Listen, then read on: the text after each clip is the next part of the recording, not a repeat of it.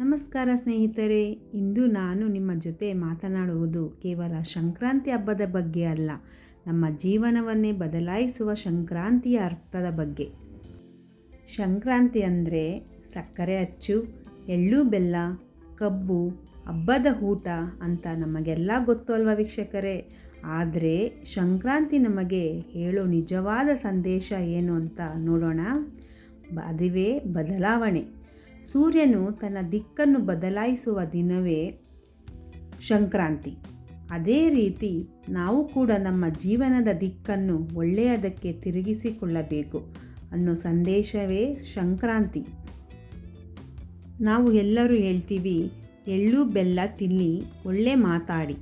ಎಳ್ಳು ಕಹಿ, ಬೆಲ್ಲ ಸಿಹಿ. ಜೀವನದಲ್ಲೂ ಹಾಗೆ ಸಿಹಿ ಕ್ಷಣಗಳು ಇರುತ್ತವೆ, ಕಹಿ ಅನುಭವಗಳು ಇರುತ್ತವೆ. ಆದರೆ ಎರಡನ್ನೂ ಒಟ್ಟಿಗೆ ಸ್ವೀಕರಿಸುವುದೇ ಜೀವನ. ಅದೇ ಸಂಕ್ರಾಂತಿ ಕಲಿಸುವ ಪಾಠ. ಸಂಕ್ರಾಂತಿ ಹಬ್ಬದಲ್ಲಿ ಕಿಚ್ಚು ಹಾಯಿಸುವ ಸಂಪ್ರದಾಯವಿರುತ್ತದೆ. ಹಳೆಯದನ್ನೆಲ್ಲ ಕಿಚ್ಚಿಗೆ ಹಾಕಿ ಹೊಸದಕ್ಕೆ ಜಾಗ ಮಾಡೋದು. ಹಳೆಯ ನೋವು, ಹಳೆಯ ಕೋಪ, ಹಳೆಯ ಅಸೂಯೆ, ಹಳೆಯ ಬೇಸರ, ಈ ಸಂಕ್ರಾಂತಿಯಲ್ಲಿ ಅವೆಲ್ಲವನ್ನು ಬಿಟ್ಟು ಬಿಡೋಣ. ಸಂಕ್ರಾಂತಿ ಎಂದರೆ ಕುಟುಂಬ, ಒಟ್ಟಿಗೆ ಕೂತು ಊಟ ಮಾಡುವುದು, ಸ್ನೇಹಿತರು, ನೆರೆಹೊರೆಯವರ ಜೊತೆ ನಗು ಹಂಚಿಕೊಳ್ಳುವುದು.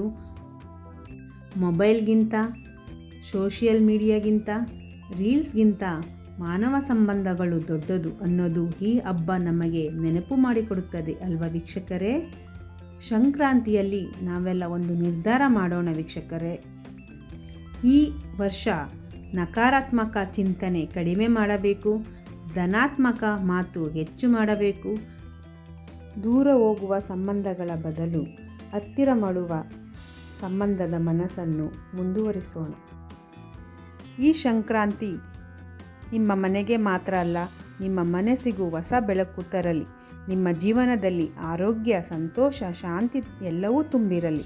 ಎಲ್ಲರಿಗೂ ಹೃದಯಪೂರ್ವಕ ಸಂಕ್ರಾಂತಿ ಹಬ್ಬದ ಶುಭಾಶಯಗಳು.